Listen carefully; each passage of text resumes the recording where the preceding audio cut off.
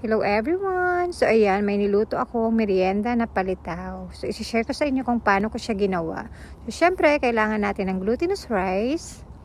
Meron din ako ditong coconut flakes. So ito lang yung meron ako guys, kaya ito na lang yung ginamit ko. Syempre, grinain ko siya kasi medyo malalaki.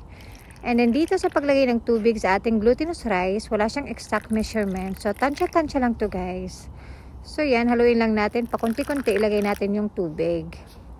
So yan, halo lang. And then make sure na hindi siya watery guys.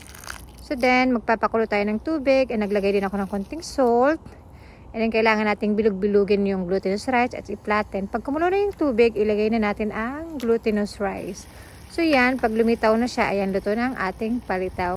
Kaya tinawag siyang palitaw kasi nga naman pag lumitaw siya, ayan, luto na. So yan, wala akong banana leaf. So yan, nilagay ko na lang sa aking plate.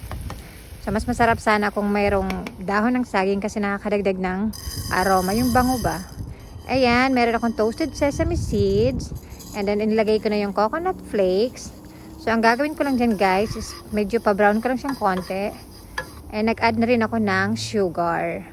So kung makikita nyo kanina guys, hindi ko na nilagyan ng sugar yung glutinous rice kasi ayoko ng sobrang matamis.